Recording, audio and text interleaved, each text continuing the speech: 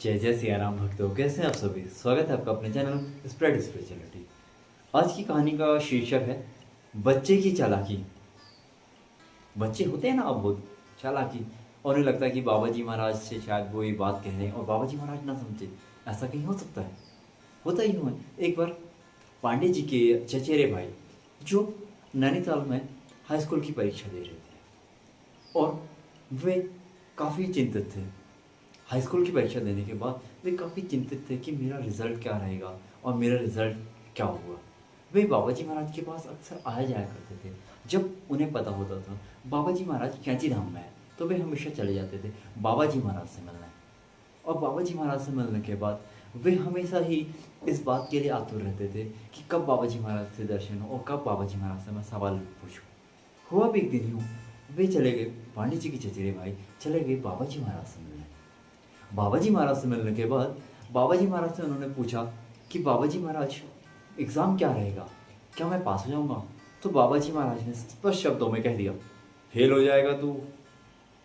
यह बात सुनकर पांडे जी के भाई नाखुश थे हुए। उन्हें लगा शायद बाबा जी महाराज ने यूं ही तंग आते हुए कह दिया होगा। अगली बार जब कुछ दिनों बाद फिर वो बाबा जी महाराज के पास जाते हैं, तो पांडे जी के भाई फिर बाबा जी महाराज से यही सवाल करते हैं, बाबा जी क्या मैं होगा, क्या मैं पास हो जाऊंगा या नहीं? बाबा जी महाराज, तू पास हो जाएगा।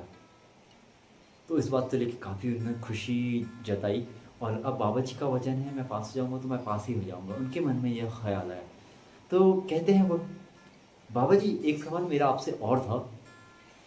पिछली दफ़ा तो होता यूँ है, उनका मन में एक बेचैनी सी थी। उन्होंने बाबा जी महाराज से ना चाहते हुए वो सवाल पूछ लिया, बाबा जी महाराज पिछली बार तो आपने कहा था फेल हो जाएगा और इस बार आप कह रहे हैं पास हो जाएगा। तो बाबा जी महाराज ने पुनः कह दिया, फेल हो जाएगा तू। अब बाबा जी महाराज की यह लीला बाबा जी महाराज ही जाने।